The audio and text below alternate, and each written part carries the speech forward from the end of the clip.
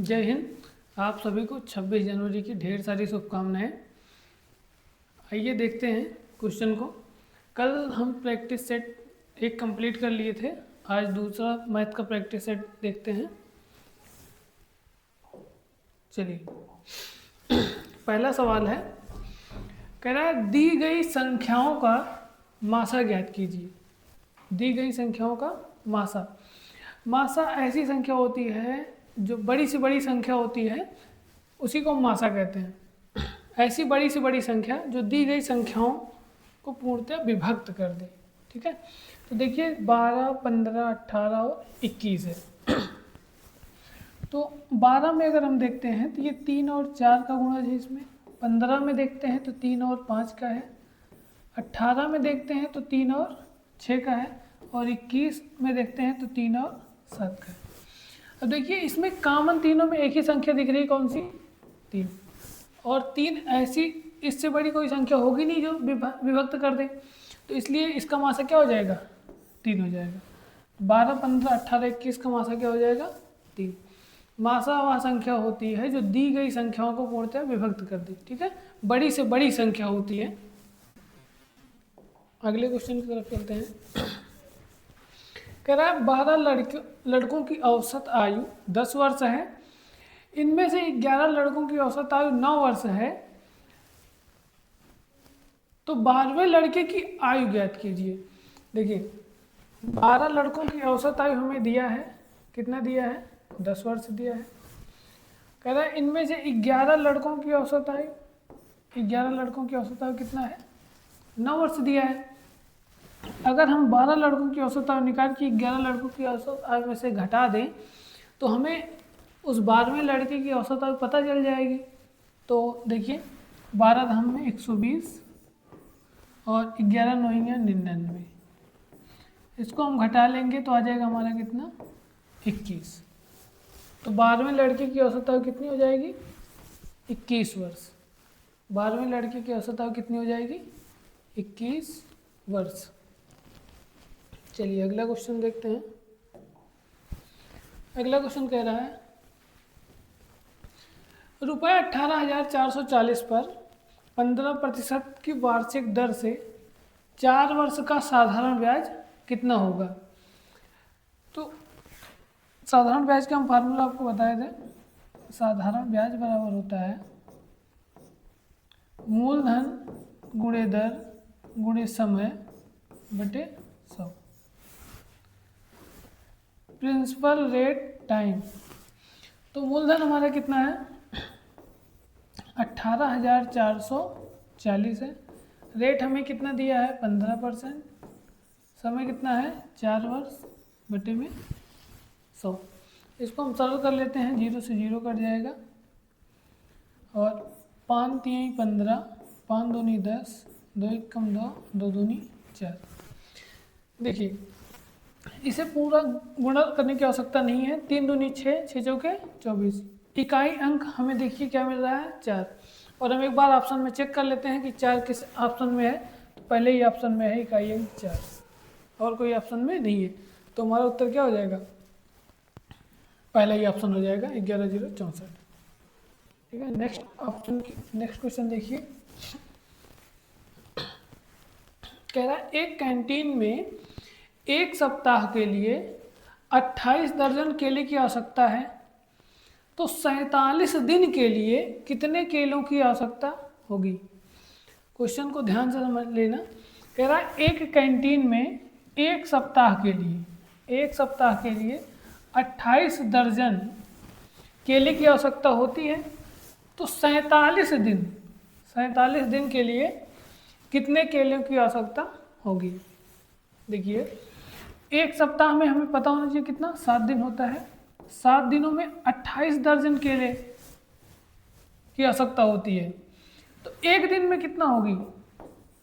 एक दिन में होगी हमको 4 दर्जन केले। कितना? 4 दर्जन केले एक दिन में 4 दर्जन। और एक दर्जन में कितने केले होंगे? 12 केले होंगे। एक दर्जन में कितने केले होते हैं? 12 केले होते हैं। तो हम कह रहे हैं 47 दिन के लिए, एक दिन में 4 दर्जन लगते हैं, तो 47 दिन में कितने लेंगे? 47 गुणे 4 गुणे 12। 12 से गुणा इसलिए कर रहे हैं क्योंकि एक दर्जन में 12 होते हैं, तो 4 दर्जन में 12 गुणे 4 करेंगे। अब देखिए 7 चौके 28, 28 दूना 56, ठीक। अब 12 चौके 48 कर लीजिए, 8 सत्ते 56, 8 चौके 32, 5 37, 4 सत्ते 28 और 4 चौके 16, 2 18, 6 5 2 2, 2256। ऑप्शन डी हमारा क्या हो जाएगा? एकदम करेक्ट उत्तर। यूनिट डिजिट अगर देखते हैं तो उससे भी आ जाता, 6 है, लेकिन 2 ऑप्शन में 6 है और हमें पता है कि 12 चौक 48, 480 ऐसे हो रहा है, तो ये ऑप्शन तो होगा ही नहीं, बचता यही ऑप्शन, ऑप्शन डी हमारा राइट उत्तर हो जाता। फिर से देख लीजिए एक बार इस क्वेश्चन को। एक सप्ताह के लिए 28 दर्जन, मतलब 7 दिनों में वो 28 दर्जन केले की खपत कर रहा है, तो एक दिन में कितना कर रहा है? 4 दर्जन। और जब एक दिन में 4 दर्जन कर रहा है तो 47 दिन में कितना करेगा? तो 47 गुणे 4 गुणे 12 गुणा कर लिए, कितना आ गया? 2256। अगला क्वेश्चन देखते हैं। कह रहा है 2197 का घनमूल निकालो। मतलब 2197 किसका घनमूल है? तो देखिए आपको घनमूल 10 तक तो नॉर्मल याद ही होना चाहिए। 1 का क्यूब होता है कितना? 1 होगा। 2 का होगा कितना? 2 का क्यूब होता है 8। 3 का क्यूब होता है 27 और 4 का क्यूब होता है 64। 5 का होता है 125। 6 का क्यूब होगा 216 और 7 का क्यूब होगा 343। 8 का क्यूब होगा 512 और 9 का क्यूब होगा 732। तो घन निकालने के लिए देखिए 2197 लिखा है। अगर हमको वर्ग निकालना होता तो अंतिम से हम 2 अंक लेते, लेकिन हमें घन निकालना है तो हम अंतिम से 3 अंक लेंगे। कितना अंक लेंगे? 3। अब देखिए 1 से लेके 9 तक, 1 से लेके 9 तक कि जो घन है, घन की संख्याएं हैं, उनमें से किस घन के अंत में ये 7 आता है? तो देखिए 1 में नहीं आ रहा है, 8 में नहीं आ रहा है, 3 में आ रहा है, और एक ही ऐसी संख्या है, कौन सी? 3, उसी के अंत में 7 आ रहा है और किसी के अंत में 7 नहीं आ रहा है। तो हम अगर चाहें तो बस यही हमारा उत्तर हो जाएगा, क्योंकि एक ही संख्या है जिसका इकाई अंक क्या है? 3 है, और 3 ही के अंत में क्या आएगा? 7 आएगा। 3 ही के अंत में 7 आएगा, तो 3 हो जाएगा। एक ही ऑप्शन में तेरा उत्तर हो जाएगा। लेकिन हम समझते हैं आएगा कैसे। मान लीजिए इससे बड़ी डिजिट आ गई, तो अब अगली संख्या देखेंगे 2, किसके घन के पास है? 1 के घन पे। किसके पास? 1। तो 13 का क्यूब होगा कितना? 2197। पुनः एक बार समझ लीजिए, हम सबसे पहले अंतिम से 3 अंक में विभाजित करेंगे, क्योंकि घन है। अगर वर्ग होता तो कितने में करते? 2 में करते। तो देखेंगे 1 से लेकर 9 तक के कितने के घन में ये 7 आता है, तो देखिए 3 के ही घन में 7 आ रहा है। कितने के? 3 के। तो इकाई अंक हमारा 3 हो जाएगा। उसके बाद आगे की संख्या ये 2 है। 2 देखेंगे कितने के आसपास है? 1 के घन के आसपास है, तो कितना लिख देंगे? 1 लिख देंगे, और यही 13 हमारा क्या हो जाएगा? उत्तर हो जाएगा। क्लियर? उम्मीद करते हैं समझ में आ रही होगी आपको। देखिए अगला क्वेश्चन है, क्वेश्चन नंबर 6 है। एक आयताकार क्षेत्र की लंबाई 30 मीटर और चौड़ाई 20 मीटर है, तो उसका परिमाप ज्ञात कीजिए। ध्यान से समझना क्वेश्चन को। आयताकार हमारा एक क्षेत्र है, ठीक है, और उसकी जो है लंबाई और चौड़ाई हमको दिया है। ये मान लीजिए हमारा आयताकार जो है क्षेत्र है, लंबाई इसकी दे दिया है 30 और चौड़ाई दे दिया कितना? 20। इसका परिमाप होता क्या है? तो सबसे पहले समझते हैं परिमाप होता क्या है। परिमाप होता गया। परिमाप जो है वो एक चक्कर में चली गई दूरी। जैसे मान लीजिए एक आपका अगर खेत है तो आप यहाँ से चलते हैं, यहाँ से स्टार्ट किए यहाँ गए, फिर यहाँ से स्टार्ट किए यहाँ गए, फिर यहाँ से चलते चलते यहाँ पे आए, फिर आके यहीं पे पहुँच गए। तो देखिए आप 2 बार चौड़ाई चले, एक ये 2 बार लंबाई चले, एक ये और एक ये, ठीक है। तो 2 लंबाई धन 2 चौड़ाई। अब इसी को 2 कॉमन ले लेंगे यहाँ से, तो 2 लंबाई धन चौड़ाई, यही हो जाता हमारा क्या, परिमाप। यही क्या हो जाएगा हमारा, परिमाप हो जाएगा।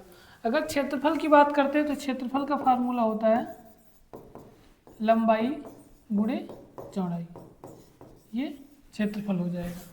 तो हमसे परिमाप पूछा है, तो देखिए लंबाई हमको दिया है कितना, 30, 2 लंबाई दिया है हमारी 30, चौड़ाई दिया कितना, 20, 30 20 50, 2 गुणे 50 और 50 दोनों कितना हो जाएगा, 100। ऑप्शन ए हमारा करेक्ट उत्तर हो जाएगा। क्लियर। अगला क्वेश्चन देखिए, कह रहा है एक पानी की टंकी को दूसरे पाइप से 3 गुना तेज भरता है। यदि दोनों पाइप खाली टंकी को 30 मिनट में भर सक देते हैं तो धीरे वाला पाइप टंकी को कितनी देर में भरेगा। देखिए 2 पाइप हैं हमारे पास, मान लेते हैं पहला पाइप ए है, दूसरा पाइप बी है। कह रहा है पानी की टंकी दूसरे पाइप से 3 गुना तेज भरता है। दूसरे पाइप से 3 गुना तेज है, अगर ये 1 है तो यह कितना है, 3 है, ऐसे 3 गुना तेज है। कह रहा खाली टंकी को 30 मिनट में भरते हैं, ये दोनों खाली टंकी को 30 मिनट में भरते हैं, तो ये कितना काम कर रहा है, ए कर रहा है 3 और बी कर रहा है 1, तो दोनों मिलकर कितना करेंगे, 4 काम करेंगे। जब ये 4 काम करेंगे, 30 मिनट तक साथ किए हैं, तो टोटल काम निकाल लेंगे हम, 4 3 12 120, दोनों मिलके कितना करेंगे 120। तो कह रहा है कि धीरे वाला पाइप टंकी को कितने देर में भरेगा। तो धीरे वाला पाइप कौन सा है, बी। भरना कितना है 120, भरता कितना है 1, भाग देंगे कितना आ जाएगा हमारा 120 मिनट। 120 मिनट का मतलब होता है 2 घंटे। कितना जाएगा 2 घंटे, हमारा उत्तर हो जाएगा। ध्यान देना ये यूनिट जो दिया है वो मिनट में दिया है, किस में दिया है, मिनट में, तो ये विशेष ध्यान देना। तो 120 मिनट का मतलब कितना होता है 2 घंटे, क्योंकि 1 मिनट में 60 सेकंड होता है और 1 घंटे में 60 मिनट होता है, तो 120 मिनट में कितने घंटे होंगे, 2 घंटे हो जाएंगे। अगला क्वेश्चन देखते हैं। अगला क्वेश्चन है 5 अंकों की सबसे बड़ी संख्या ज्ञात करो जो 17 से विभाजित होती है। देखिए कह रहा है कि 5 अंक की आपको 2 नियम अप्लाई कर सकते हैं। पहला, आपको 17 का विभाज्यता का नियम या तो आना चाहिए, या फिर आप एक एक संख्या को भाग देंगे। तो 5 अंक की सबसे बड़ी से बड़ी संख्या आप पहले निकालेंगे, 9999, 99,999, ठीक, ये 5 अंक हो गई आपकी। अब आप इसको 17 से भाग देते, जो शेष आएगा उसमें से ये संख्या घटाते। तो ऐसा नहीं करना है आपको, 17 का डिविजिबिलिटी रूल पता होना चाहिए। इकाई अंक को 5 गुना करते हैं, इकाई अंक का 5 गुना, या जो भी अंतिम अंक है उसको 5 गुना तब तक करते हैं जब तक हमको 17 से विभाज्य संख्या न मिल जाए। तो देखिए ऐसे हम चेक करते हैं, पहला ही ऑप्शन चेक करते हैं, 0 है, 0 में गुणा करेंगे 0 आएगा, इससे कोई मतलब नहीं। अगला अंक लेते हैं 6। अब 6 का हम 5 गुना करेंगे तो 6 पंचे कितना होता है, 30 होता है। तो हम इसमें से 30 घटाएंगे, 30 क्या करेंगे हम इसमें से घटाएंगे, 30 घटाएंगे कितना आएगा 9, 9 में से 3 गया 6, 9। अब इसको 17 से विभाजित करके हम देखेंगे कट रहा है या नहीं। तो 17 से काटते हैं, देखो 17 बचे 85, 85 10 95 बना 11 और 17 छक्का 102 17 सत्ते 119 कट जा रहा है 17 से। इसका मतलब हमारा पहले ही ऑप्शन क्या हो जाएगा, सही हो जाएगा। ठीक है, 17 वैसा का नियम है अंतिम अंक जो है, अंतिम अंक का 5 गुना करते हैं, 5 गुना करके शेष संख्या से घटाने पर प्राप्त संख्या 17 से विभाजित होनी चाहिए। विभाजित अगर है तो वह संख्या पूर्णतः विभाजित हो जाएगी 17 से। नहीं तो दूसरा तरीका आपको बताए कि आप 99,999, यही 5 अंक की सबसे बड़ी संख्या होती है, आप इसको 17 से डिवाइड करिए, जो शेष बचे उसको 99,999 में से घटा दीजिए, तब भी आपका उत्तर आ जाएगा। क्लियर? उम्मीद करते हैं आपको समझ में आ रही होगी ये बात। ठीक है, अगला सवाल देखिए। अगला सवाल कह रहा है कि एक समबाहु त्रिभुज की एक भुजा 12 सेंटीमीटर है तो उसका क्षेत्रफल क्या होगा। समबाहु त्रिभुज है, समबाहु त्रिभुज है। समबाहु त्रिभुज का क्षेत्रफल का फार्मूला होता है √3/4 गुणे भुजा स्क्वायर, √3/4 गुणे भुजा स्क्वायर। तो √3/4 गुणे भुजा में कितना दिया है 12 सेंटीमीटर, तो गुणे 12 स्क्वायर है इसलिए इसको 2 बार लिख देंगे, 4 तिहाई 12, 12 तिहाई 36, 36√3 वर्ग सेंटीमीटर।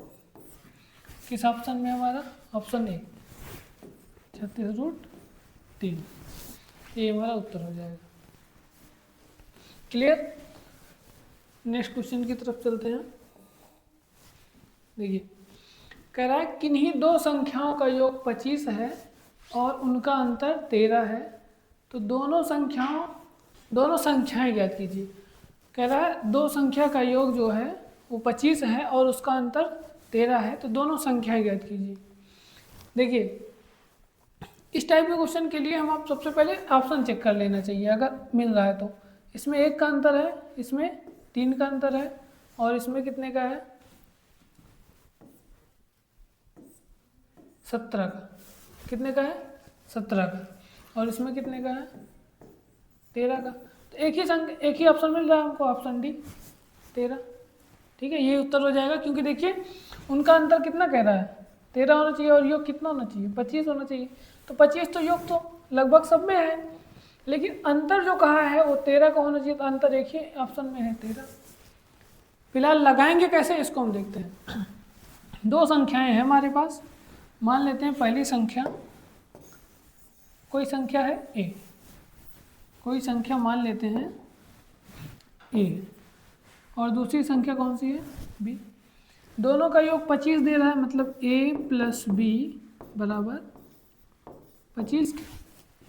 a + b बराबर कितना हो जाएगा 25 के, और कह रहा है उसका अंतर 13 है, मतलब a - b बराबर 13 के। बस इसी को हम लोग सॉल्व कर लेंगे। देखो कट जाएगा b से b, 2a बराबर 25 और 13 38, a की वैल्यू यहाँ से फाइंड हो जाएगी 38/2, कितना आ जाएगा 19। a का मान आ गया 19, और दो संख्या का योग जब 25 है तो एक का मान 19 आ गया, तो दूसरे का मान कितना आ जाएगा 6 आ जाएगा। ऑप्शन डी हमारा करेक्ट उत्तर हो जाएगा। नेक्स्ट क्वेश्चन की तरफ चलते हैं। कह रहा है एक गोले की त्रिज्या 7 सेंटीमीटर हो तो इसका पृष्ठीय क्षेत्रफल ज्ञात कीजिए। एक गोला है और उसकी त्रिज्या 7 सेंटीमीटर है, इसका पृष्ठीय क्षेत्रफल पूछा है। ठीक है, तो गोले का पृष्ठीय क्षेत्रफल जो होता है, गोले का पृष्ठीय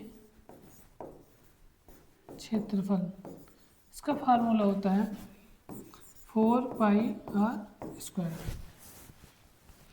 देखिए जो भी इस टाइप के क्वेश्चन होते हैं एडवांस मैथ के, उनमें फार्मूला ही विशेष होता है। अगर आपको फार्मूला पता है तो उत्तर आपका आ जाएगा।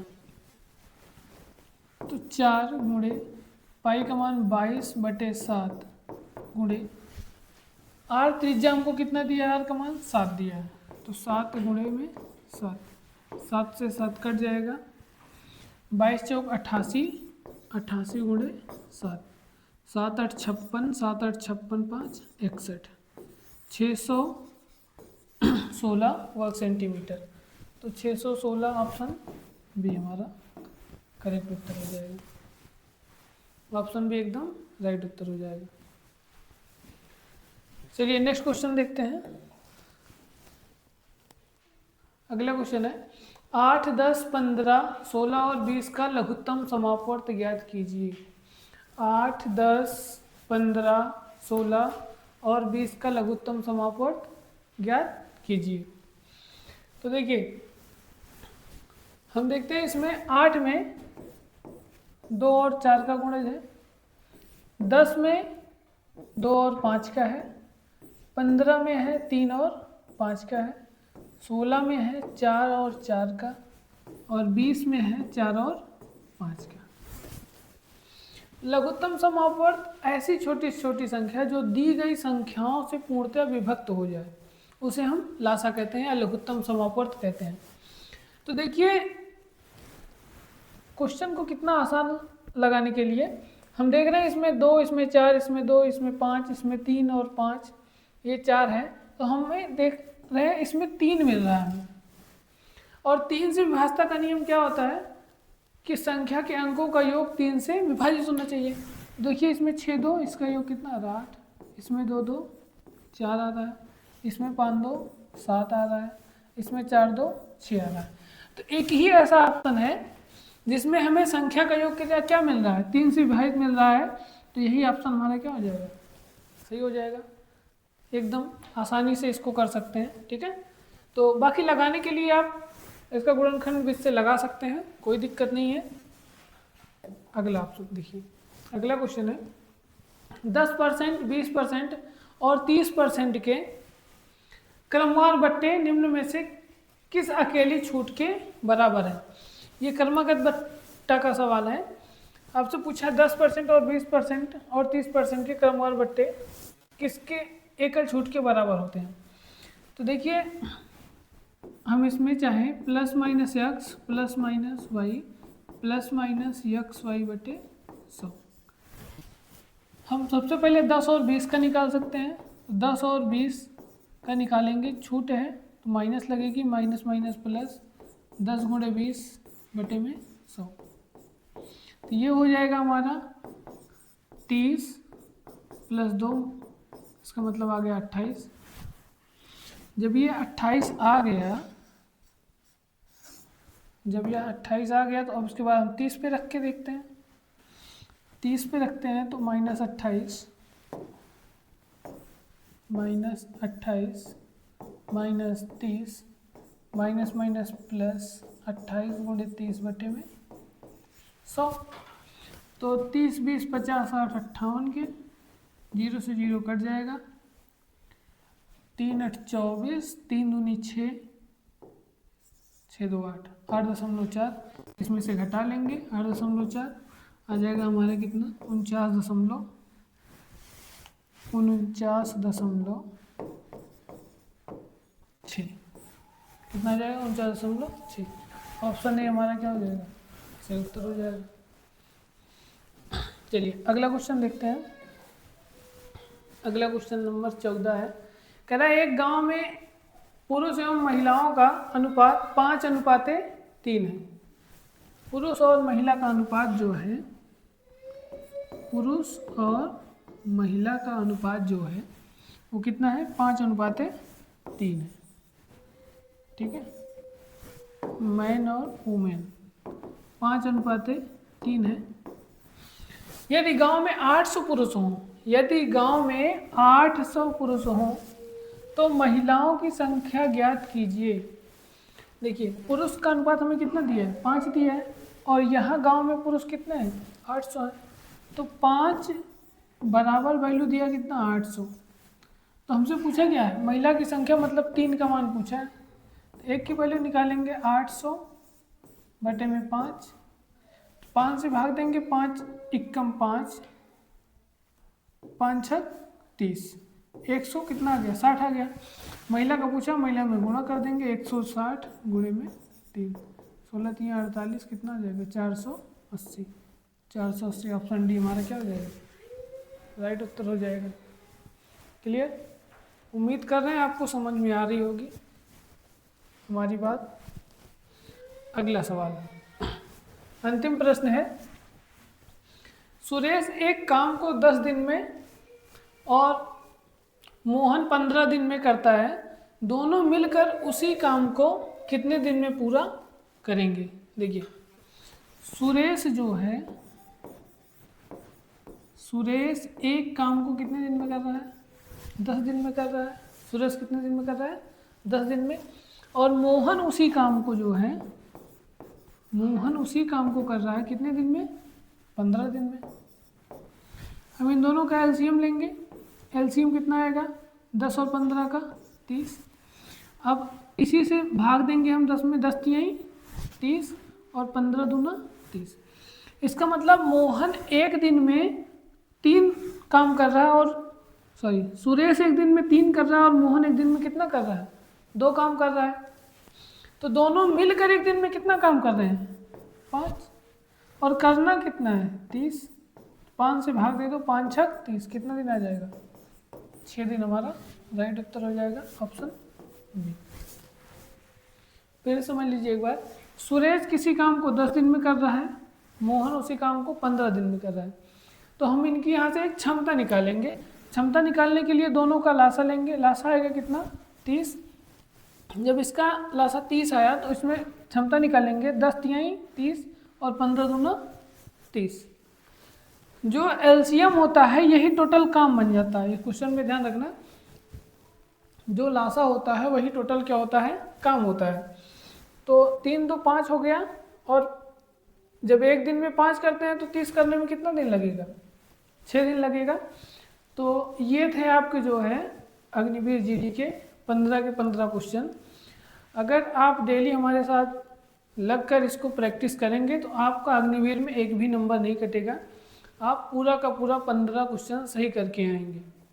तो उम्मीद करते हैं क्वेश्चन जितना भी पढ़ाया गया आपको समझ में आया होगा, और मिलते हैं नेक्स्ट क्लास में। तब तक के लिए जय हिंद।